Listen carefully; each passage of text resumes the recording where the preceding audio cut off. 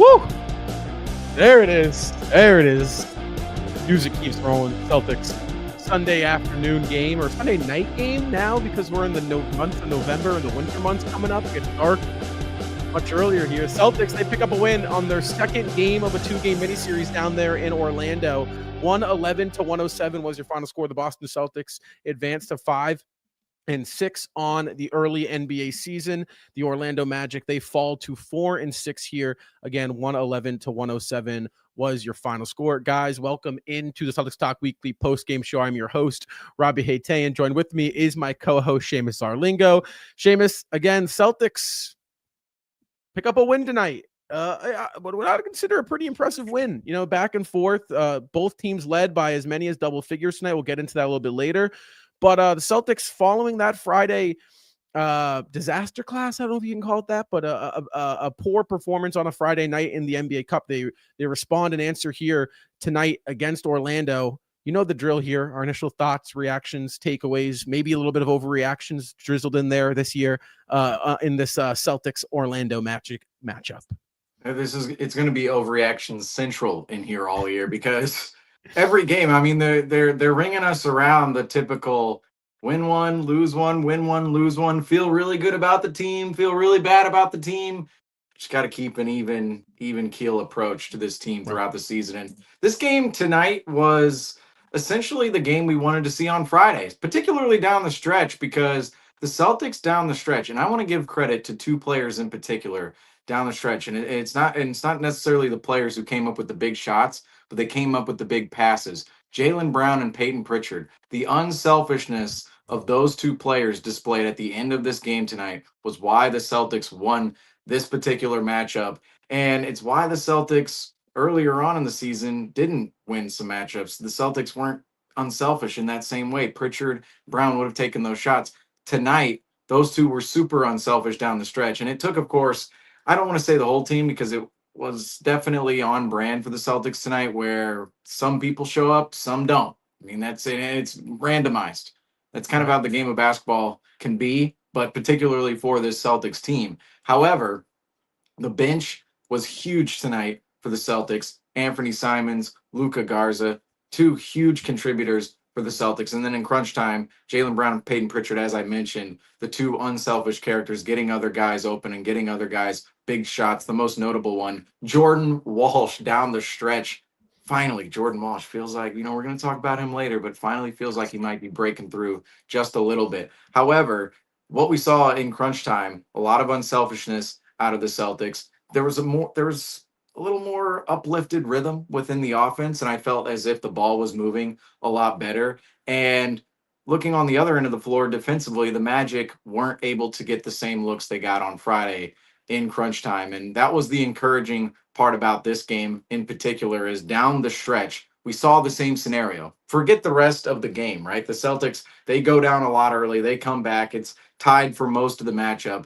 But at the end of the game, it was almost the same exact scenario that we saw on Friday night. And in that scenario, the Celtics collapsed. And they collapsed in a spot, too, where point differential mattered. So it wasn't just about wins or losses. It's also about point differential in the NBA Cup. And the Celtics lost that game by 13. Well, tonight, no NBA Cup game, but you still want to pick up a win regardless.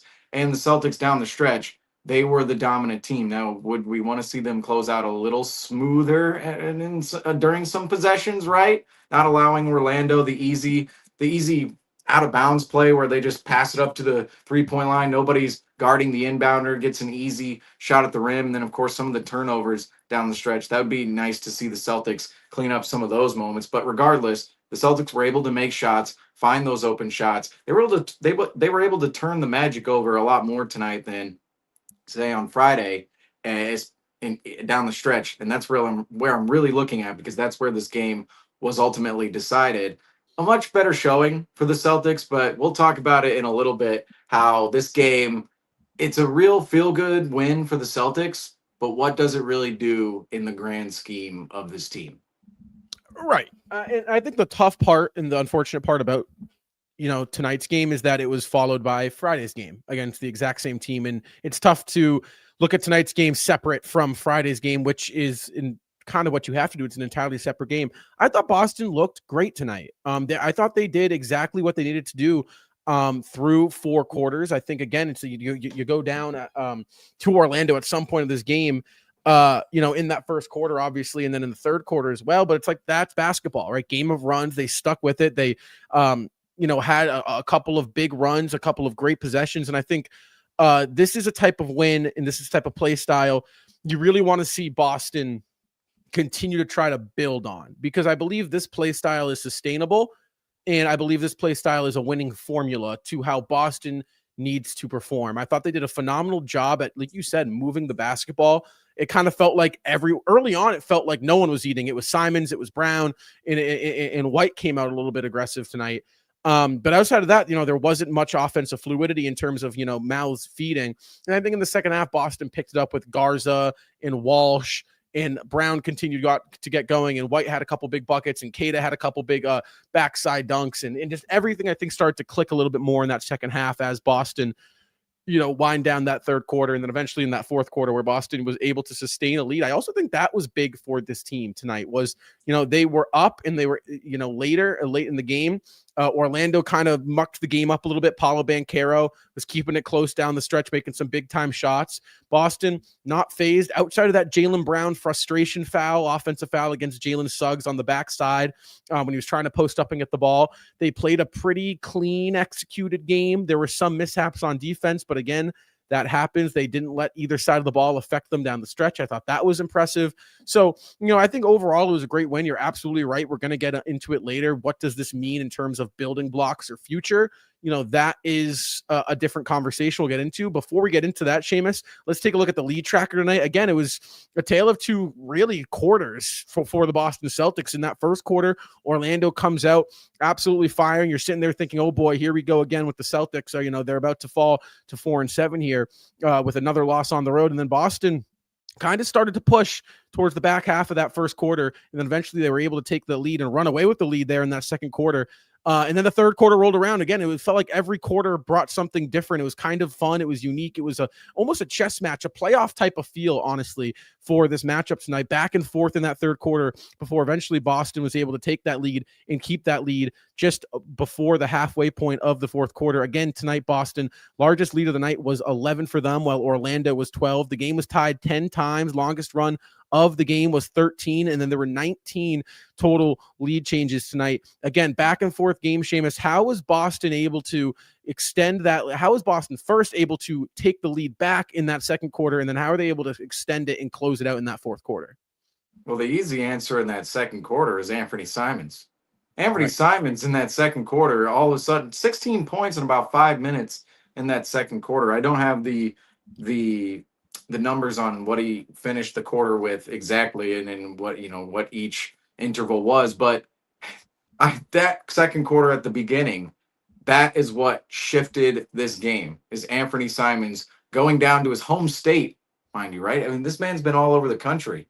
Florida, Oregon, now Massachusetts, comes back down to Florida, and you could tell on Friday, and we'll even get in, this will maybe, we'll spur off an Anthony Simons conversation, but Simons the other night doesn't play in the majority of that game, and we're all sitting here questioning what is going on with Simons here. Tonight he comes out, establishes himself as one of the, this is where I'm going crazy with Anthony Simons. To me, he's maybe the second best scorer on the Celtics behind Jaylen Brown. I mean, him and Pritchard are fairly close together, if not Simons above Pritchard. And Simons, he shows that ability at the beginning of the second quarter, completely flips this game. And then in the second half, we barely see Anthony Simons. It doesn't make any sense.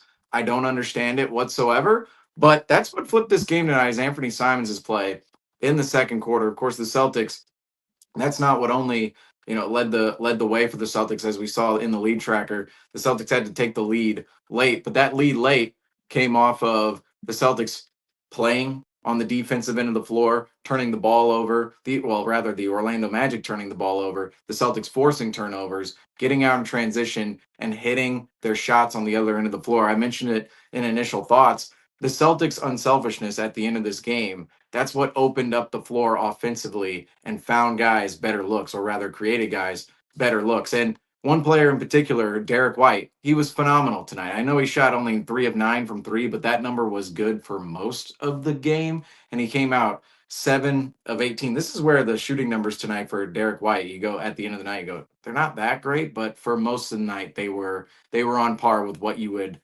expect in the past, I should say, for Derek White. Maybe this season hasn't gained that same expectation. But regardless, Derek White tonight, 21 points, 4 of 6. He was a catalyst on the offensive end of the floor down the stretch. And I thought his role on the offensive end, number one, he was more aggressive, as you mentioned. But number two, I thought it came more within the flow of the offense. His shot profile was not as egregious tonight as it's been in the past. There was more emphasis on getting downhill, going towards the rim, and making things happen that way, even against a physical Orlando Magic team. And that was a theme of the Celtics tonight in total when it comes to Jaylen Brown and some of the other guys. I'm not a huge fan of some of the shots that we're seeing, particularly from the mid-range. I know I texted it in the group chat, all those shots that come behind that yellow line.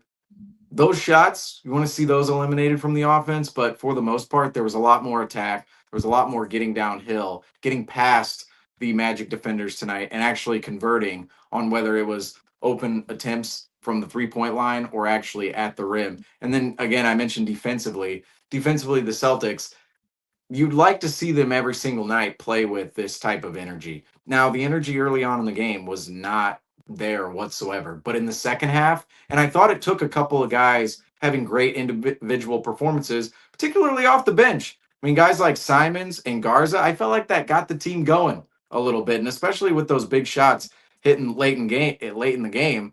I mean, that really gets the team going. Even Jordan Walsh too. I want to mention him as well tonight because he was a guy. His stat line won't pop out and go, "Whoa, wow, Jordan Walsh, what a great game." But his activity out there on the floor, when he's skying in for a big rebound and he's putting his body on the line to grab some of these balls, he is piping up the entire team. So that's just what I'm saying here with the bench unit, though. The bench unit, there was a little bit of an emotional factor there tonight. Some of those individual performances turned into energy for the entire team. And that's how the Celtics ran ahead in that second half. In the first half, in that second quarter, it was all Anthony Simons right there. It was, Anthony Simons, he scored nearly 16 points in 5 minutes, I believe, at the beginning of that second quarter. But in the second half, I felt like it was a little more collective, and it was multiple guys getting involved, such as Luka Garza, such as Jordan Walsh, Derek White, and Jaylen Brown didn't have the best game tonight, but he's always involved on the offensive end of the floor, and everything's going to run through him. So of course he's going to be in that category as well. But in total, the Celtics, I'm kind of right now, I'm looking at the team. This might be how the Celtics win games all year long. And I'm not sure if I'm kind of entertained, right? I'm entertained. I'm going, we've had a couple games where I'm actually on the edge of my seat going, I don't know if we're going to win this game or not. But it also leads me into another question of what does it actually mean long-term for the entire team? That's another question we'll get to in a little bit. But as for now, fun win tonight for the C's. I think most of the fan base agrees with that one. Absolutely. It was a super fun win, and it was an impressive win. I think it was really the first one of the season where it kind of came down to the stretch. It was a back and forth, and Boston on the road was able to execute and finish the job and walk away with the win. So very fun win. Indeed. And again, I think you summarized that great in terms of that what went well in the first half. Well, Anthony Simons showed up and said, hey, wait, I'm really good at this basketball thing, Joe, play me. And then the second half, it was kind of a combination of the Celtics getting great open looks, attacking the paint, kicking out, swinging, ball reversals, all of that. I mean, it looked exactly like the style of play that they need to come and perform every game. Seamus, I think the most impressive part and the thing, my biggest takeaway on tonight, and especially how Boston was able to win this game in that back half of that second half, was their play was sustainable. How they were playing basketball is sustainable basketball that you can play for 82 games and pick up wins. And if you lose playing how you played tonight, you feel pretty good about how you played. You didn't play sloppy. You didn't play lazy. You didn't take bad shots. You were able to execute a clear game plan. That is what I came on here last post-game show, begging and pleading for Joe Mazzulla to do. Tonight, they did it. Maybe it's not Joe. Maybe Joe's telling them to do this every night and the players just aren't executing. However, as for tonight, just looking at this game in a vacuum, they were able to do that. And I think it showed in the lead tracker. But, we both hinted at it. We both kind of talked about it. But when you look at this win, right, where does the Celtics meter, where is it swinging? It is, again, I said at the start, it's hard to not look at this game in a 2-game series, right? Because it's the same team twice. So, where does the Celtics meter swing for you following this 2-game little mini series against Orlando? Are you, what is encouraging you about this 2 games? And, what's kind of, are you pushing off or discouraging you in terms of what you saw from this little matchup against Orlando this past weekend? It's really hard right now to say exactly what anyone should think about the Celtics because at the beginning of this game, I'm sending you guys Darren Peterson highlights like, hey, this guy's available at the top of the draft next year. Just saying. You did do that. That was We're maybe looking at a 4-7 record here to start the season. 4 wins. What if you tack 12 to that? That's only 16, and all of a sudden you're looking at a nice lottery pick. Well, the Celtics team came out with this game, and the way they came out with this game, does it build a little confidence? They're a little more competitive in the East because I look at it on the other side of the court as well. The Orlando Magic in a playoff series, what does this look like in April? Because the Orlando Magic were supposed to be a top seed in the East this year, and it's a pretty weak Eastern Conference. There have really been no juggernauts who have emerged in this East yet. It's supposed to be the Cavs and the Knicks, but let's face it, we haven't really seen any team. Oh, the Chicago Bulls, the patented 10 seed Chicago Bulls. Am I supposed to believe the Chicago Bulls are going to be there at the end of the season? I mean, this East is not really the East teams. The standings haven't really shaken out to where they're likely going to be at the end of the season, unless you want to say, hey, look, Brooklyn at the bottom, Washington at the bottom. Those teams. I pick on those teams way too much. We talk about them way too much. We just got to get rid of them. Get rid of them. Get rid of them. They don't even belong in the conversation. That's the thing. It's like, oh, well, unless you want to talk about the worst teams in the league, well, just throw them out. But regardless, this is a team who's supposed to be at the top of the Eastern Conference. And these 2 games against the Celtics, I think, showed us maybe they're not. Maybe the Magic, they're like the Hawks, where everyone wants them to be at the top of the conference, yet they're still just middling in that 6, 7, 8 range, where the Celtics might be at the end of the year. And if that takes a team at the top of the conference away, well, then the Celtics are all of a sudden closer to the top. Now, that's saying if the Magic, of course, slot under the Celtics, but as of right now, technically they're on the same level. They're right next to each other in the standings. Do I expect the Magic to be a little bit better as time goes on? Yes, but this game also signals the Celtics could be better as time moves on, and this series did too, because the Magic showed they're a more elite team in that game 1 down the stretch, but for the most part, if you look at all 8 quarters, right? The point differential, let's see, after tonight, it's what? A +9 for the Magic? A +9 in 8 quarters.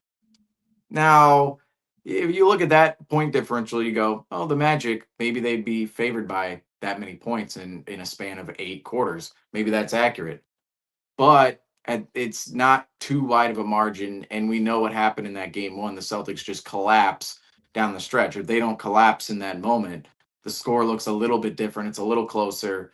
And all of a sudden, these 2 games in 8 quarters, and even that game, let's face it, the first game, the Celtics won the middle 2 quarters. They won the second and third quarters, which the Celtics seem to be very good at doing this year. So this year, the second and third quarters, the Celtics are very good. First and the fourth, you never know what you're getting. The Celtics might come out completely flat. In the fourth quarter, they might finish completely flat. It's like a reversed bell curve in a sense. But regardless, right now between these 2 teams, the Celtics are a little confusing from the standpoint of could they get a little bit better, and if they're competing with the Magic, and if the Magic aren't at the top of the East, does that and the East isn't settled yet, does that all of a sudden create an environment where the Celtics can make their way into the top 6, maybe even top 5 of the East given the circumstances? That's one way to view it. But the other way is, well, the Celtics lost on Friday. They win today. They're in this definitive pattern now of just winning, losing, winning, losing, winning, losing. And it doesn't have to be necessarily like that, but this team can't pull out games consistently. Tonight was not a guaranteed win by any metric. Yet the Celtics do come out with this win. We feel good about it. And that's the thing is fans should feel good about a win in the moment. But what does it mean long term? Does it mean the Celtics are going to be more competitive? Or is this just another win that shows us, yes, the Celtics, they can split a series against the Magic, who might be on the same tier as the Celtics still at this point in time, but the Celtics aren't going to pull out these games consistently to a point where we're left in the same conversation we were the other night when the Celtics lost. Where should the Celtics go with this season if there's no definitive competitive direction established? Right? Right. But Tonight, I'm not sure that direction was established. That's the huge question.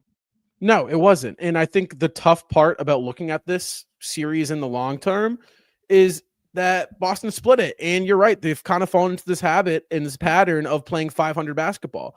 And, I think Boston did a lot of good things tonight.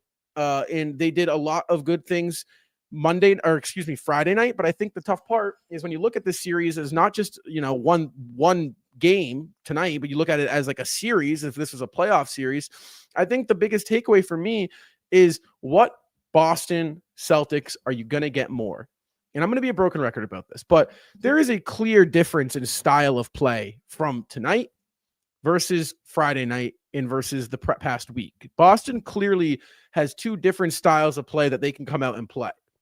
When they're playing what we saw tonight, that's when you can entertain, okay, maybe this team can find themselves at the 6 seed. Maybe this team can find themselves at the 5 seed with the circumstances going in the Eastern Conference, like you mentioned, right? There is really no clear, top dog. We're still kind of waiting for a team to emerge, especially with Chicago now losing 2 in a row and they're 6-3. You're like, okay, well, here we go again. Here comes Chicago. So I think for me, what encourages me is that they were able to bounce back after a poor performance Friday and followed up with a win Sunday. Good teams do that. That's encouraging. What is discouraging for me is that they came out on Friday and looked like that, and that they split these two games and are still playing back and forth 500 basketball. And I think the tough reality of this, Seamus, is that I think for the Celtics, it's going to take a while. It's going to take a couple months stretch of 4 wins, 1 loss, 3 wins, 1 loss, 2 wins, 1 loss, where they're really building something. And I think that's maybe when you can entertain the conversation of, okay, now maybe Boston is in an area where we can have those conversations. But I think the harsh reality is 11 games in, they are playing 500 basketball. They are winning 1, losing 1. They are winning 2, losing 2. They are winning 3, losing 3, like we saw at the start of the season. And they've done a lot of good things in those wins, but sometimes it is a good team, or a great team rather, can do those good things in those wins time and time and time again. I think the question is can Boston do this repeatedly over the course of 82 games in order to position themselves to compete later down the line? That's the question, right? So, again, a lot of good to pull, I think, but also there are still a good amount of things to be discouraged about. And then I think my last part to you of this question is, do you think there was more positive or more negative in this little mini series? Because in me, it's kind of like, I feel like it was like their record. It might be dead even. There might be just as good as just as many good things as bad things. Well, I would say I want to look at the positives more than the negatives on a night where the C's went. Say the other night on Friday, I'm going, okay, there's a million negatives here, especially when you lose. You're going, there's everything positive goes out the door. You go, well, what did we do wrong here? This series, the thing that's really discouraging to me and maybe puts a more negative view in my head, right? And it's not necessarily because of the series, but it's more the progression of the team, right? Where the team's at. So if you were just to factor in the entirety of their season so far, what's the winning identity here? Because you mentioned it, good teams and winning teams are able to do those great things and good things on court consistently. They're able to build their identity off of all those little things they do on court, whatever they do well, right? Whatever they're maximized at. For some teams, it could be their size. For others, it could be their shooting or their passing or whatever it is, defensively, offensively. For the Celtics, I just don't see an identity yet. Tonight, I even when the Celtics are, and it pains me because it's even when the Celtics are winning and even when they're making good plays, I just don't see those moments as sustainable long term. Where I'm Right. going, okay, we came up with a good possession on this particular in this moment here, but is that possession, do we know exactly who was in what spot at during that possession, and was that person playing their full entire role that they understand and know that they're supposed to play every single possession? It feels like a lot of possessions just go awry, and the Celtics sometimes they find good looks off those possessions. And this is more of a theme of Friday than tonight. I felt like tonight was a little more calculated, but at the same time, even down the stretch, the Jordan Wall shot, the Derek White shot, I love those possessions from the standpoint of, again, Jaylen Brown, Peyton Pritchard getting the ball out of their hands, not being selfish scorers, that how we've seen them at parts of this season, and trusting their teammates. I mean, they trusted their teammates who, let's face it, Jordan Walsh, when he shot that ball, I went, he's taken 2 shots all game. And when Derek White shoots that ball, you're going, all right, he's hoping it goes in as much as we do. So those 2 shots, Brown, Pritchard, they trusted their teammates there, got the ball out of their hands, made the right plays.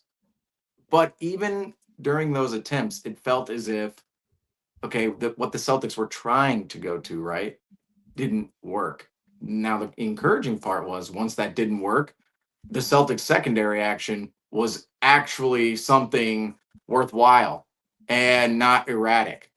But in those moments, you could still see the unpredictability of the offense where the first action didn't go well. Right. The Celtics, that's the thing in the past when Tatum, I'm just picturing all of Tatum's possessions last year, especially against bad teams, because now I feel like the Celtics are near those teams instead of being way above those teams. But I'm picturing Tatum last year, a lot of possessions, they spur off of actions in which the Celtics are setting to get a particular look from a particular spot. It's like, oh, Tatum wants to bring this guy up here, so KP can roll, and he's either going to have a wide open shot at the rim, or somebody's going to have a wide open shot from the corner, or a wide open shot from the wing. Nowadays, it just doesn't feel as if those actions, the starting actions, the initiation of the offense is going well for the Celtics. It feels like they're always stopped within their initiation, and some of their plays that go awry, they're getting some good looks. Say for example, tonight, they're getting some good looks and they're moving the ball around and guys are making shots. I mean, that's one of them. That's it's funny because that's an important part, but not the most important part in that process. You want to get the good looks first, but they're not necessarily coming off the initial initiation. It's what's going awry or what's rather going well while the play is going awry. That seems to be the Celtics identity more than anything else. And that's what's discouraging is it doesn't feel as if the Celtics are building a sustainable identity of winning. They're building an identity of inefficiency in my mind. And the inefficiencies are seen on more so I want to say they've been seen more so in the past than tonight, and that's the painful part about where this team's at right now. Tonight it's a win, so you want to talk about win, good win, building block, but we just know throughout the process of even the wins and even the good possessions, the process isn't quite there yet for the Celtics. And there are some positives, but the positives continuously, they're the same. Oh, good energy. Wow. This guy really made a good effort here. And well, and it's always the inconsistency of some of the players out there. It's like, wow, we finally got Simons going. And then he's a total no-show in the second half. The other night we go, oh, look, Pritchard, he finally gets going. He's a no-show tonight. Jaylen Brown, he's always consistent. What can you even I mean, Well, to me, it's about the turnovers with him. Is he turning the ball over? Is he not? Derek White, he can't hit a shot this year. He's not taking good shots either. So some of the encouraging moments, right? Even Luka Garza tonight, who only missed 1 shot. I go, can we do it again? Can we do it again? Just one more time, because I'm almost done with the singular game. Wow, this was encouraging. because I know the next game, say for Luka Garza, it's easy he plays. It's easy to perceive Luka Garza tonight plays real quick. Let me just get his line to be accurate here. So Luka Garza, 17 minutes, 7 of 8 from the field, 16 points. For me, he's a guy that tonight should be given praise. But I already know this 16-point performance, 7 of 8. Next game, he might play 5 minutes and shoot 0 of 1 and score 0 points. That's how this Celtics team rolls. And that's why it's hard to just say, yes, all the positives. Oh, yeah, they're building up into something, because most of them have no correlation into actually winning ball games. It's like you have to execute at a higher level to win ball games. The effort can only take you so far. That is something that we discussed before the season started back in the preseason, where a lot of these guys you're playing are flyers, right? They aren't consistent NBA veterans, right? They aren't guys that can show up and give you the same thing every night. I think what I'm less so frustrated about the Garzas, right? Garza and Minot and Walsh and them being there consistently, because quite frankly, just even Garza giving you these types of games once in a blue moon is a positive sign for Celtics fans, that they can even do that for you at times. That shows you something. They can build on that the more games, the more action they see. What I'm more so worried about is that those consistent players outside of Brown that you thought you were going to have this year, like White, like Pritchard, and like Simons, they aren't there. And I think that's the worrisome thing about this team, was those were 4 guys, 3 really, because Brown has been there. You're right, outside the turnovers. Those are 3 guys where you kind of need to look at and be like, no, you need to show up and play almost every single night. You need to find ways to positively impact this team, because if you don't, you can't rely on a night-to-night basis for guys like Minot and Garza and in these back end of the bench guys, because it'd be unfair to them. They're, 1, learning a new system, and 2, really getting, for the first times in their career, consistent NBA minutes, right? Like, these are guys that are supposed to be the ones that are up and down and struggling one game and bouncing back the next game. Like, that is their trajectory right now. That is kind of the risk you have to take on these flyers that Brad Stevens went out and got. So I'm looking at guys like, okay, when are we going to get consistent play from White and Pritchard and Simons? When are those 3 going to start coming into their own? When are they going to be showing up consistently?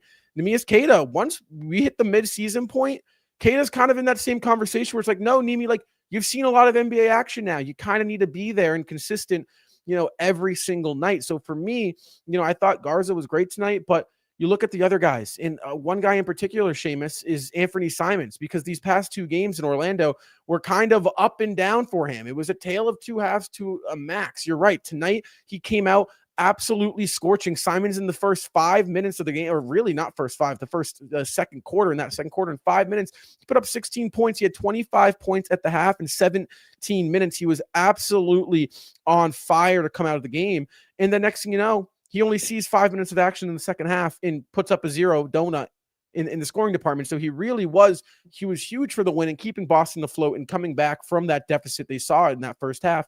But again, he was not able to put together a complete 48 minutes. Now, do the Celtics need to allow Anthony Simons into a bigger role on offense? I mean, should we be looking at Simons in the same conversation as Jaylen Brown's in terms of putting the basketball in the hoop? Or what needs to give with Anthony Simons in the Celtics team? I don't know what's going on with Anthony Simons and the Celtics coaching staff right now. I don't know what the conversations look like. I don't know what the behind the scenes looks like. I don't know what the front office, the ownership conversations look like, because what's happening with Anthony Simons right now, you'd think behind the scenes, there's a definitive plan for Anthony Simons, and Simons knows that plan, and the Celtics know that plan, whether it's their coaching staff or front office. I don't know if anybody knows the plan with Anthony Simons. I think that's what's evident by his on-court appearances, not just his play, okay? Because his play is a whole different thing. It's his appearances. What is going on with his minutes total? Tonight, he is the key contributor in the first half. If we look at that lead tracker, it directly correlates to the moment in which Anthony Simons starts cooking in this game. The minute Anthony Simons enters the kitchen is the moment the Celtics started winning this game. And yet in the second half, he doesn't even see a quarter's worth of minutes. What is going on here? I just don't understand it. Especially, and this is what grinds my gears, it's not as if We're talking about a championship level Celtics team. It's not as if we're going, okay, there's a legitimate standard here for defense, offensive playmaking, scoring, playing your role. There's a legitimate standard of winning that we're hitting home at as the Boston Celtics. No, right now there's a lot of experimentation. There's a lot of identity forming.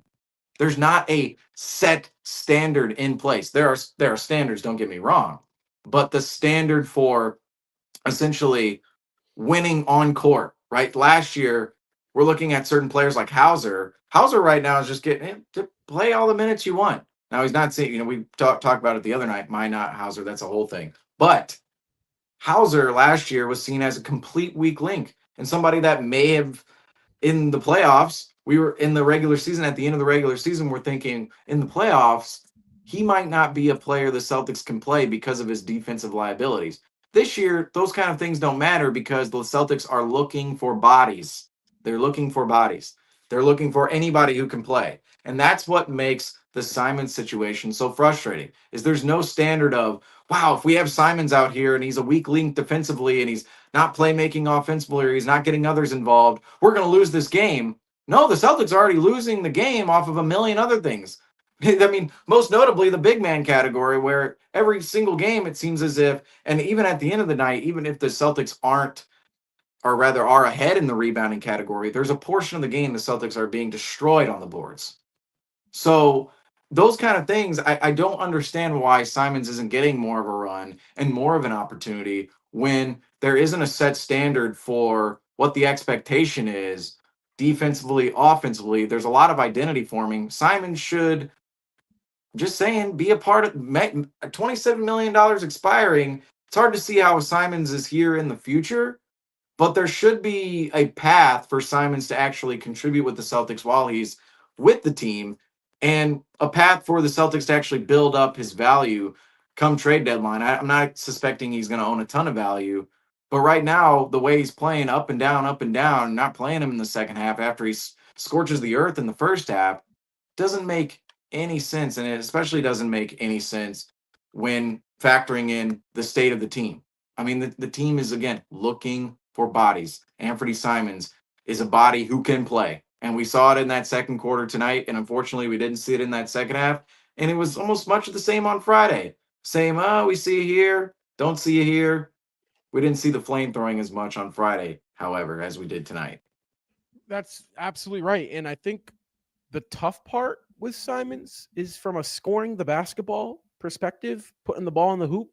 He is probably our second best guy. And I think he has been still, like, even off the bench. I mean, he's the only bench player in the NBA right now to have 25 points with 5 or more made threes coming off the bench. That's one. He's got 2 games with doing that.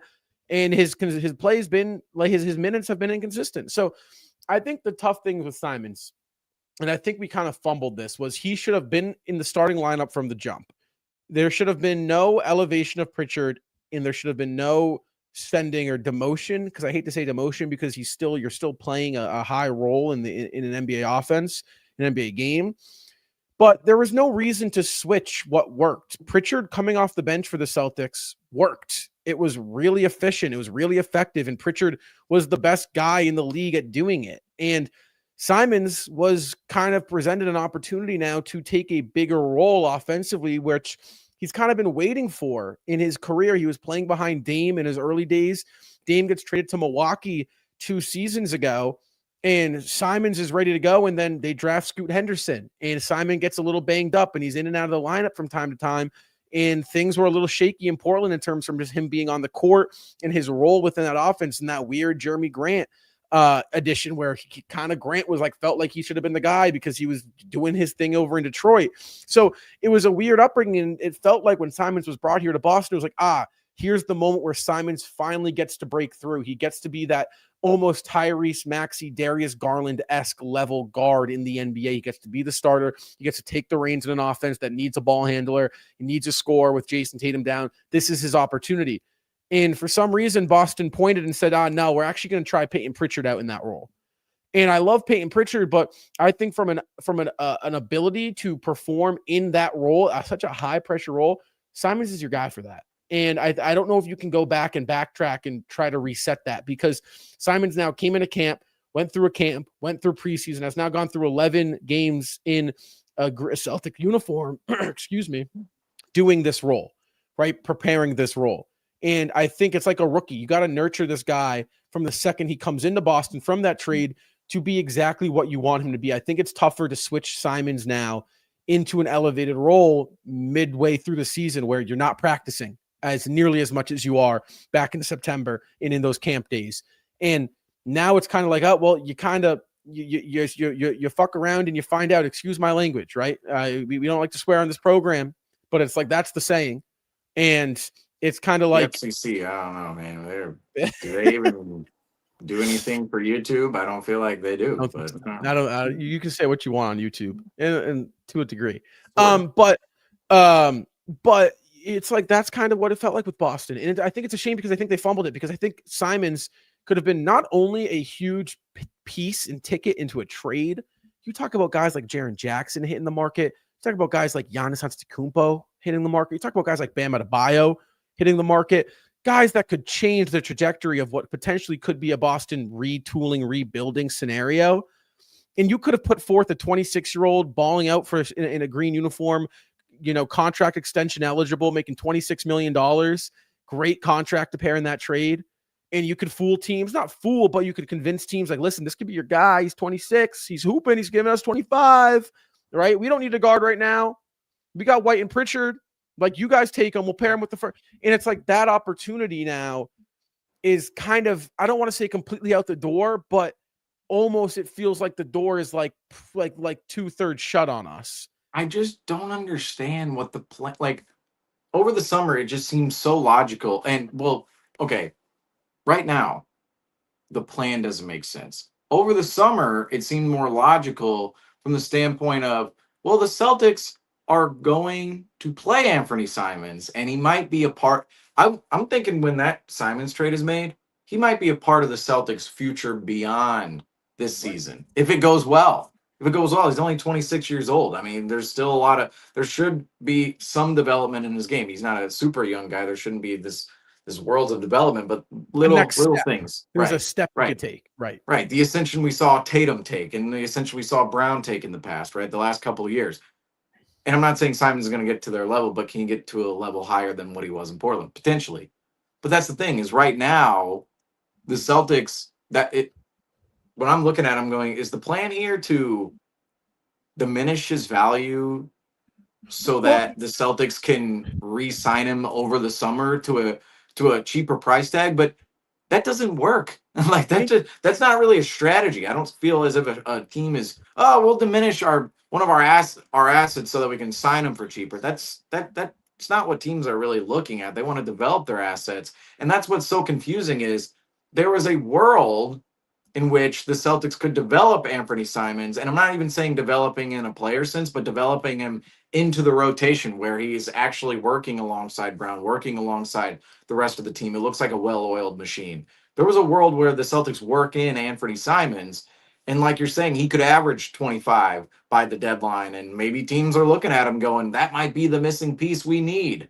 And then furthermore, if he's actually doing that well, why would the Celtics want to get rid of him? Maybe they're trying to re-sign him during the summer, and maybe some other guys are flexible. Maybe a guy like a Derek White. Just saying. And I'm not saying Pritchard's in that category too, but his contract, just super valuable. But if he were to be in a deal, attached to a deal, he would definitely derive a lot of value out of himself as well. There could have been a lot of scenarios the Celtics put into play by actually playing Anthony Simons and making him a part of the starting lineup. First of all, I am not in total support of just what the Celtics did, and we're not there behind the scenes. We're not there at practice, so we don't know what actually went down or goes down.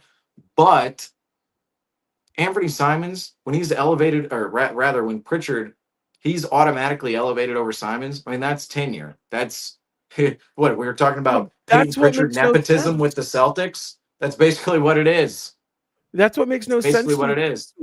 Because it felt like, and I was on record about this in the offseason when the trade happened, felt like Simons was Missoula's golden boy. It's like, here's a guy that was the highest volume 3-point shooter last year and the most efficient in the process of doing so. It's like, that's Missoula's bread and butter. That's what Missoula loves doing. He loves taking high volume, high efficiency, high quality looks. Or quality is always up in question in the air with that part. But that's what Missoula likes to do. So it's like he trade for him, and it's all like, here we go. Missoula ball prodigy here, right? A 6'3" explosive guard we saw it. I mean, you can score the ball in bunches, and when he's going, there's literally nothing you can do. There aren't many players in the league that are like that. And, these guys are all NBA players. So when they're in the zone, they're in the zone. But in a sense where it doesn't matter what you do on defense, when they have it going, you're screwed. Simons is in that category of, if he's got it, put your hand up, hope he misses. Maybe the heat check is off this time. And we saw that tonight. So I think that's the frustrating thing, where it's like, it feels like we're holding on to that championship team. We're holding on to it, right? Because we were the top 10 team of all time, and we ran through the league, and we're holding on to it, right? That core, that belief. And to me, it's like, yes, the values within the Boston Celtics organization and what it means to be a Celtic, that will never go anywhere. But we don't need to hold on. Look at the Minot start over Hauser. That worked out amazing, right? And it feels like, I'm going to be honest here, Simons should be starting over Pritchard. I think it's clear as day. I think Simons is the better offensive player and is more suited for the role over Pritchard. And quite frankly, I think Pritchard is much more suited for the role that they're asking Simons to do off the bench. Pritchard is so much better at that. So much better than Simons is at coming off the bench and being that spark plug and being that facilitator and being the general of that second unit almost when Brown needs a rest and you need a quick 5-minute stint. Pritchard, boom, off the bench, he gives it to you. A couple big threes, maybe a steal, a great look, a high pick and roll action. It's like, that's what Pritchard is. And it feels like, to me, Simons can be that guy that you pair next to Brown, that Brown's got 29, Simons got 26, right? Brown just went off 8 straight. He goes to the bench. Simons is still in the game. He's going to give you 10 straight. And it's like, that's what it felt like it was supposed to be. And Boston shut that down in an instant. And it's like, it feels like we're just holding on to something from the past. And I don't know if I'm on board with it. I just don't know if I am. And then, again, things can change. You got more time in the season, and maybe they get a flow for it. But it's just weird. The inconsistent minutes as well. It's like, what's up with this? I mean, I don't want to make any assumptions. I texted you this, but 2 minutes left in this game, Boston making big plays. The entire bench is standing besides Anthony Simons. And I'm not saying he's frustrated. I'm not saying he's mad, but body language is a thing, and it's pretty easily readable, when you're in a public area.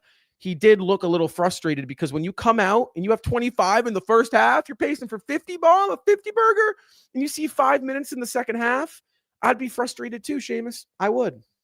That's where that situation right there. I mean, that particular moment within the situation, it's a data point that makes me say this is a little bit unfair to Anthony Simons. Just a little bit. I understand the NBA isn't fair. I understand there's certain guys who own tenure and hierarchy in certain organizations and franchises. And listening to Anthony Simons talk on podcasts in the past, he knows about that because he's been one of those guys at the top of the totem pole on a franchise's list, particularly in Portland. But right now, he's making $27 million. Kudos to Anthony Simons. I mean, that salary is making $20 million more than Pritchard. I'm sure he would take that every day of the week. But it's got to be tough to know the ability he owns because he knows what kind of ability he owns. It was that ability we saw earlier in that second quarter and in that first half scoring 25 points. That is the ability of Anthony Simons. He understands what his game looks like.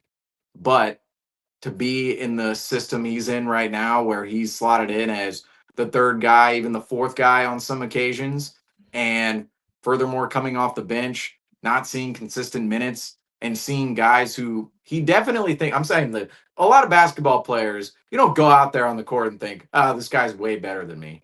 I'm sorry. Every single player I go against, I'm like, I'm sorry. I'm going to be better than you. I'm sure that Simons thinks that he's better than Pritchard. I'm sure Simons thinks he's better than, say, even a guy like Derek White. He wants to be better at the very least, right? Right. And to watch that, right? To watch a guy who's maybe on the same level as you objectively, which I Right. believe Pritchard and Simons objectively are on the same level. When he's watching a guy who's on the same level as him objectively take over more of his minutes and take over his role at times, it's tough. And it leads me to believe Simons, the situation. It's another painful point of conversation with this team.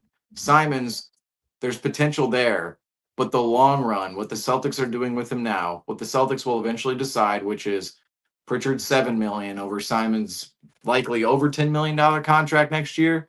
Simons is going to be on another team eventually, whether it's trade, whether it's via a trade, whether it's via free agency.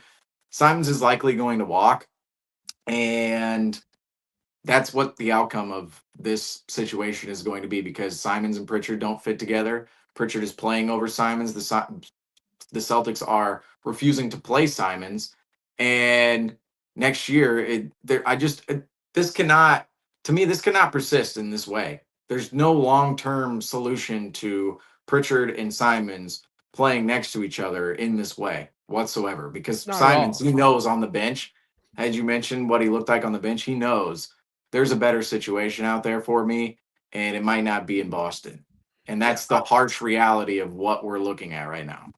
It is. It is. In you might look back on it and it might think to yourself, wow, that was horribly mismanaged. Like the Simons experience was terribly mismanaged. It, to me, he was the shining star, the light beaming to And imagine he in the goes off to another season. team and just starts lighting it up. I can't even think about that because of the chances. I mean, Hmm. I Like, hate to like go the down. Heat need a guard, right? Like, I was oh, just gonna say the what team. I hate to go down that rabbit hole, but like the Clippers or the Heat, or even like even the Magic. Like the Magic with Simons, they could absolutely use Anthony Simons starting at their point guard, alongside maybe even Jalen Suggs. I mean, gosh, that would be a great lineup: Simons, Suggs, and Franz, and Paulo, and Wendell. I mean, there are plenty of teams out there who could use that 25, 20 point per game score in their starting lineup to that spark plug. And that is definitely a worry of mine. It's funny you mentioned that. I was thinking about that during the game where it's like, oh, what if this doesn't go well? So as for the bench though, we mentioned him a little bit, Jordan Walsh. He's kind of starting to break through the rotation here a little bit. He's put together a couple good games. We actually were joking just the other night. I believe it was Andrew was on here saying like, oh, you see some good thing out of Walsh. We're all joking around, don't let him fool you. But maybe, just maybe, Jordan Walsh is finding an opportunity this season in Boston. Seamus, he had the second most minutes off the bench, fifth most on the team here tonight. He hit the big shot, the dagger shot in that fourth quarter off a pass, off a look in the corner that came from Peyton Pritchard. Is Jordan Walsh finally starting to break through this Celtics rotation, or are we being fooled again?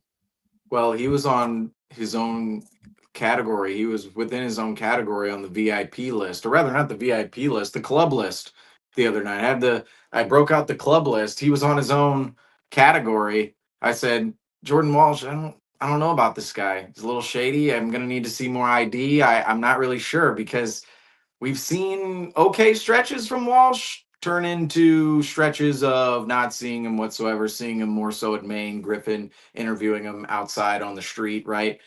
We haven't seen this level of Jordan Walsh quite yet, and we're starting to see it a little more consistently. And he is starting, and this is something that we always have to caveat when we talk about Jordan Walsh. He's still super young, even though he's in what, year three, right? Rookie, was a rookie champion with the 24 Celtics, but now he's in year three, year four. You want to start seeing players figure it out. But Jordan Walsh's year 3 and 4 are a little bit different, because say Baylor Shireman's in his second year right now. Baylor Shireman's about 4 years older than Jordan Walsh. And that's where Jordan Walsh is within his development. Is in 4 years he's gonna be where Baylor Shireman is. Now, to get their exact ages here, so Jordan Walsh, he is 21 years old. 21 still. So super young for Jordan Walsh. Baylor Shireman, also to get his exact age, 25. So 25 and 21, just to get that right there. I know we talked about it a million times on the Celtics Nation Rise podcast over the summer, but had to confirm their ages for everybody. Baylor Shireman, 25. Jordan Walsh, 21. Jordan Walsh, there's still some time to figure more of his game out. And that's why the Celtics are going to hold on to him, even at his cheap salary. He's a guy we could look at and say, in 3 years, he hasn't come that far. But in 3 years, he's still only 21. I mean, you could, in another 3 years, he's still only 24. And at He's still that younger than point, he's Shireman is now. right, exactly. And Walsh, the dagger at the end of the game, that's the part of his game, part of Walsh's game we want to see more of. We want to see him make more of those wide open 3-point shots, because we know on the offensive end of the floor, he's not going to be a guy with the ball in his hands, making things happen offensively. We've seen it in the preseason, but that's really that's the only place I want to see that. Right? Walsh, otherwise, I want him to look more so like Derek White when he's catching and shooting, which oddly enough, sometimes he does. They have the same hairstyle or the same head style, however you want to say that. But regardless, Hairstyle, crazy. But I want to see him be able to make those shots more often, especially that was a big shot at the end of the game. I mean, he had wide open three. That was a big shot. He hits that shot. He needs to make more of those shots just throughout a game, period. That's going to be his bread and butter on the offensive end, along with cutting and just putback opportunities as well. Not necessarily like a big guy, but going in, skying for a rebound, and just laying it up and back in. Defensively, we see the length, we see the activity. The rebounding is easily the biggest attribute of Jordan Walsh. And that right there alone, his rebounding skills, we always talk about, and Andrew mentioned it on the Celtics Nation Rise podcast on episode 75. Everyone go check that out, by the way. But on episode 75, he mentioned every NBA player, there should be at least one skill within their game that they're absolutely maximized at. They're optimized at. They do this well. They're in the 90th percentile of people who can do this in the world, or rather in the NBA, right? Well, Walsh, rebounding is becoming that skill, that stalwart skill in which he can actually lean on and rely on throughout a basketball game. The last couple of years, it's been there a little bit, but now his body's a little more filled out, and he's only 21 years old. He definitely looks more so like an NBA player right now than he did a couple of years ago in the championship season, even last year. And he is starting to come along. And this is another point we talked about with Simons, but it applies for Jordan Walsh too. The identity searching of this team is still very much in place. Joe Mazzulla, within his line, I mean, Boucher's not playing all of a sudden. Shireman's not playing. That's Shireman. That's a whole another conversation for another day. He didn't play tonight, but that's maybe the issue. But Tillman, he didn't play. So those three guys, we see him from time to time, but there's still identity searching. There's still a lot of identity searching going on. And Walsh, he's in a perfect position to actually put himself not only in a rotation this season for the Celtics this year, but even next year. Because Walsh, I always felt as if he's in that Minot category of forwards of this man. The Celtics could, or rather, he could complement the Celtics extremely well with a Tatum, a Brown out on floor in particular. And those are some of the type of players, outside of the guard play, because the Celtics always want good guard play around Tatum and Brown. But some of those versatile forwards who can do it all, grab rebounds, especially with Brown and Tatum going into stages of their career where they're not going to be the young, up and down, fast, athletic guys. They're going to be more of the cerebral, tough, overcome adversity type of players. And just that part of their game, that's going to carry them through more than just the ability to jump out of the gym, the way Jordan Walsh can do, the way, of course, Josh Minot can fly. So those two guys, and I mean Jordan Walsh, we're talking about him, but Minot, you could add to the conversation when it comes to that. But I do believe Jordan Walsh is starting to chip himself out a place, but it's going to be about making those open shots consistently and keeping that activity on the defensive end of the floor. I see the defense, I see the rebounding. It's just about the offensive end of the floor. Can he make an impact on that end? Timely cuts, timely shots, timely rebounds. That's what we're looking for, rather, from Jordan Walsh.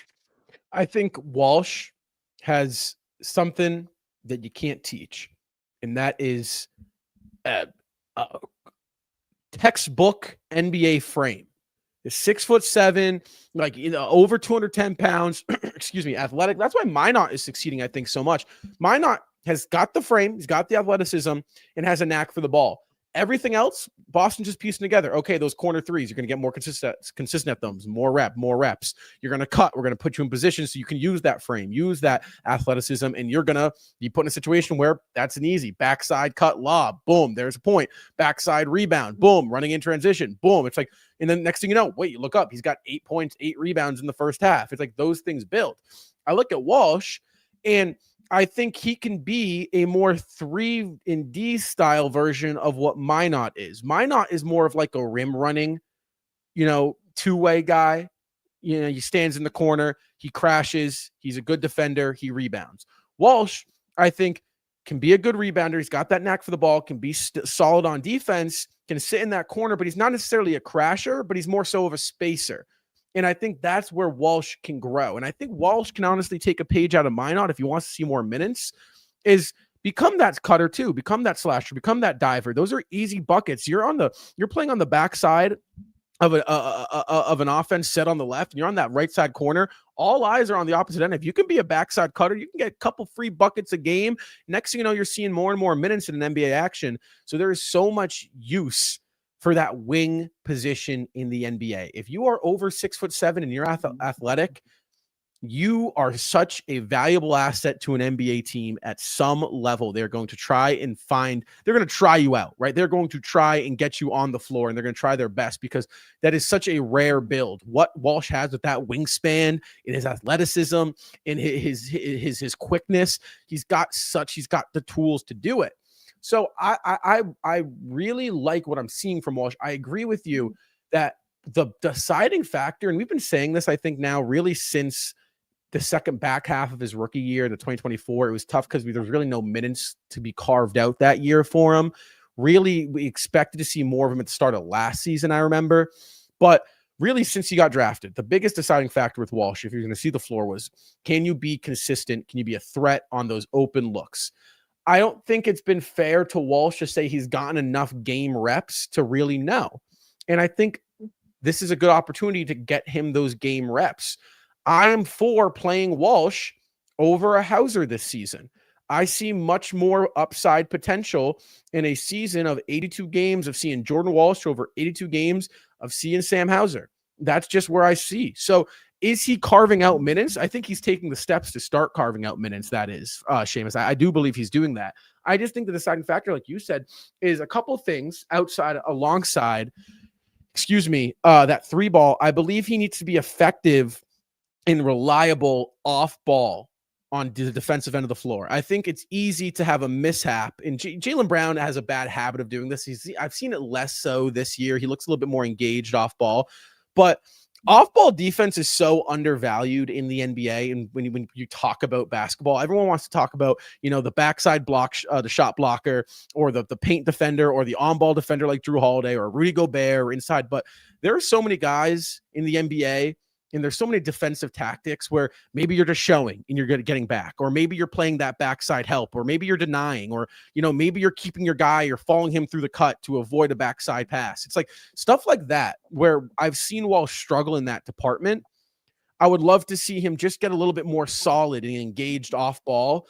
And I think you're going to see more and more Walsh, because this is a team that they need a little bit of size and help on the glass. If you could play Walsh alongside Minot and Brown alongside a guard with Keita, all of a sudden you got a lot of size. 6'7" and 6'8" range. You got Keita, who's that 7-footer. You got that guard running the floor. You got a lot of athleticism. Next thing you know, you're not losing the rebounding battle, and you're getting the loose balls and stuff like that. So I do believe there is an area for Walsh to carve out. I think he's starting to take the steps to do so, but I'm all on board with seeing more Walsh. I would love to get him out there. He's never had that opportunity, Shane. It's like he's never gotten to have a consistent role. And I think it's so tough, not only when you're 19 getting drafted, right? But you're getting drafted to a championship team. It's like any mistake, it's like, oh, you made a mistake, you're out. It's like I've said this time and time again. When you're a rookie, man, you need to have those bad mishaps. You need to miss a defensive assignment. You need to be late on a rotation. You need to miss a couple open threes. You need to have a bad turnover. Like, you need those things, because that is part of the progression of being an NBA player. It's like, oh, okay, we're watching film. What did I do wrong here? What did I do wrong here? Okay, I did that well, but then I missed my assignment after I did that well. So it's like Walsh never has gotten to have that. I think this season is a great opportunity for him to get that. I'll also say Boston got soul. Walsh. Man, come on. You sign everybody's stuff there, man. Come on. I'm just saying. Maybe that improvement as well. But I will say, I will say on your point on off-ball defense, weirdly enough that you said that, I was thinking the same thing offensively, but in the sense of Hauser, Walsh, Minot. Hauser, I think what's an underrated part of his game, even when he's not scoring, the gravity he demands from the defense is always something the Celtics can work off. Because think about spacing. If Hauser is taking 90+% of his shots from beyond the arc, well, Sam Hauser, okay, he's not going to come inside the paint. He's not going to be anywhere inside the 2-point arc, or rather the 3-point arc. Why don't we call it the 2-point arc? Well, but just saying, let's switch it around. Just saying. But when he's inside the 2-point area, he's not trying to get a shot from there. And so defenses naturally have to go out and guard the perimeter when it comes to Sam Hauser. And when he's flying off all these screens, defenses have to pay attention to him. And sometimes he only comes up with 2 shot attempts like he did tonight, but he's still affecting the flow of the offense. I do want to give Sam Hauser some credit there, because I was just thinking of that. It's kind of a tangent thought off of actually. Well, I was thinking before you mentioned the off-ball defense, but it kind of goes hand in hand. Offensively, that exists too. But that's where the conversation with Walsh, Minot, and Hauser is as well. Offensively, can those guys, Minot and Walsh, the younger guys, can they get better at becoming those off-ball players, not only defensively but offensively as well, and affecting the offense, not only in a productional standpoint of cutting towards the rim, crashing towards the basket, hitting wide open threes, but just running an entire offensive set in a timely manner in which demands the defense to pay attention to those players in those moments. But Walsh, to conclude the conversation on Walsh right here, I think there have been moments in the past where I go back and forth on this. He's seen a couple of opportunities in the past that he didn't exactly come through on. We were a little harsh on him in those moments. But it always goes back to the age and even what you said, the size. He's age 21, and his size, and he's as big as Tatum out there. He's as nearly as big as Tatum. And I'll shout out my guy Tony right now. We were talking about this last night, but in regard to volleyball, you cannot teach size. You cannot teach size. I mean, when you're a 6-foot guy in volleyball versus a 6'4", 6'10" guy, it's a little different out there on court. And it, of course, applies for basketball as well, and even Jordan Walsh. The unfortunate truth, people, is that size matters in basketball. Someone get that on a T-shirt. Size matters, and then the small little font in basketball. That's a money making. That's a product right there. Put that on Shark Tank or something. I think I have people for that too. Yeah, you might. But again, so Seamus, the Celtics are back in action for their 3rd matchup already against the Philadelphia 76ers this season. That is on Tuesday at 8 p.m. So again, the Celtics have seen this Philly team twice already. They're 1-1 on the season. Obviously lost the home opener with a Tyrese Maxey and VJ Edgecombe breakout masterclass piece from them. Boston eventually went over in the NBA Cup game against Philly, and they got the best of them in that matchup, almost blowing a big-time lead there. Eventually won that game by a point. We'll see them again Tuesday. You know the drill here in this look ahead. What does Boston need to do to potentially, with an opportunity, with a win, to get back to 500? Well, tonight I want to mention the Philadelphia 76ers fell to the Detroit Pistons 111-108. So pretty close to the score here at the bottom. But those two teams are in the Celtics Magic NBA Cup group as well. I almost said standings, but group, whatever it is. The NBA Cup, that's a whole. We'll have to have a conversation about the NBA Cup later on down the line. But these teams are all in the same group. But the Sixers meet the Celtics on Tuesday. They come in at 6-4. The Celtics gave the Sixers their first loss a couple of Fridays ago, a week and a half ago. Sixers were 4-1. Now they're 6-4. So they're starting to regress to the mean a little bit. but it's going to be about the Celtics. I'm not concerned about what we're going to see from the Sixers because we've already seen 8 quarters of Celtics versus Sixers basketball. You mentioned this on a post game a while ago, how we were going to see the Sixers bam, bam, bam right away at the beginning of the season. And here we are. The Sixers are on the schedule yet again. But to me, it's about what the Celtics are doing more so than what the Sixers are throwing out because we saw what the Celtics didn't do well in that first game and then what they reconciled in that second game. And that second game and even that first game, it was up and down, up and down. The first game of the season, the Celtics owned a 10-point lead in late in the fourth quarter, blew it, lost the game. In that second game, the Celtics are down early. They come back and they eventually win that game late. Now I want to see the Celtics after this game in particular, the Celtics winning down the stretch here against Orlando. I want to see that against the Sixers. And I don't just want to see we performed in crunch time. That's part of it. I want to see that throughout multiple quarters, right? The Celtics always allow the rope to go in one quarter. You could say tonight, right? Tonight in that lead tracker, it was easily that first quarter. They let the rope go. But the thing about the Celtics was tonight, I'll give them credit for this too. They minimized the mistakes. So when the Celtics, even when they were being out rebounded, even when they were allowing points in the paint, even when they were allowing Orlando to scorch them on both ends of the floor, the Celtics would reconcile those moments. And it was guys like Walsh tonight. It was guys like Garza, guys like Simons off the bench. That was what was so big for the Celtics. And we need to see more of that. We need to see more of the bench contribution. Just think a guy like Sam Hauser he didn't do anything in the scoring department tonight. If he can get going a little bit, the Celtics can get a couple more shots to him. And it's again the same conversation of we see this every game. It's you have a good game, then you have a not so good game. But it's the consistency of the entirety. It's the consistency of the entire team at the end of the night. It's what can everybody do to contribute and what is the identity of the team. That's what we're going to be looking for moving forward because part of the identity has been established, but I'm not so certain that it's an efficient identity the team can win with long term.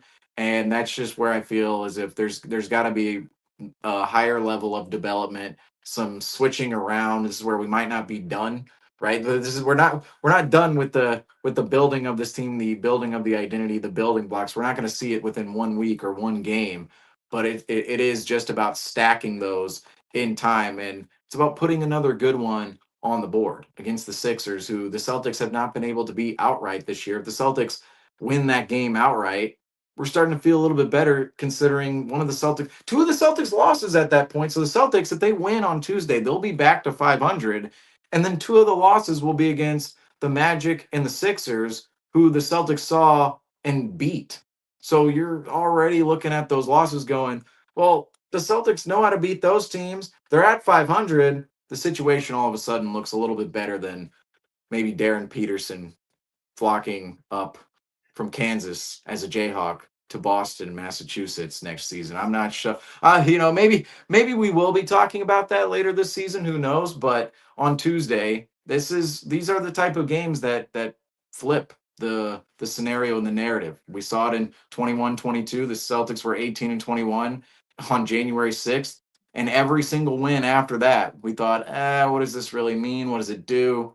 But all those wins eventually led into a finals run for the Celtics and then a ring 2 years later, which was completely at that point inconceivable on January 6th, 2021. Right now, we might be in the same spot. We're sitting here going, Celtics, they're under 500. What are we really doing with this team? All of a sudden, if you start stacking those little wins, could start tonight, the team's a lot better than what was initially perceived. Well, Boston did a lot of good things tonight. I would love to see them do it again and replicate that Tuesday night because, again, Boston has had trouble building on good habits. I would love to see them get out of this rabbit hole of win one, lose one. Not sure what that means. If this was like, imagine the real imagine the real Anthony Edwards is in the comment section right now. I mean, that would be burner account. I mean, would you, if that's if your you had a burner, burner account, would you just name it Rob Haytayan 775 and just like, it's actually somebody else? It's like hidden in Like, plain really. sight where it's like, yeah, it's like, I'm not that stupid. I wouldn't make my burner Anthony. Yeah, maybe. What up, Ant? But Boston's done a lot of good things. They did a lot of good things tonight. I'd love to see them replicate that.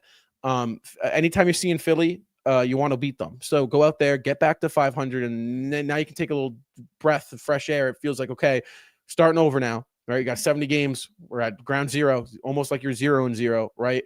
Now let's keep building on these habits. If Boston goes out there and does the whole 53s things and falls victim to another, Maxey and Edgecombe masterclass, or Embiid this time, or, maybe it's someone else off the bench, you're starting to, fall into bad habits, and that's never a good thing.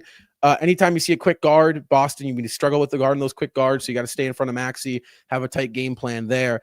But again, guys, as for tonight, the Boston Celtics, they took the second game of the 2-game miniseries against the Orlando Magic, 111-107. The Celtics are going to be back in action this upcoming Tuesday at 8 p.m. Eastern time. That is the correct time. I was on here Friday night and I said 3:30.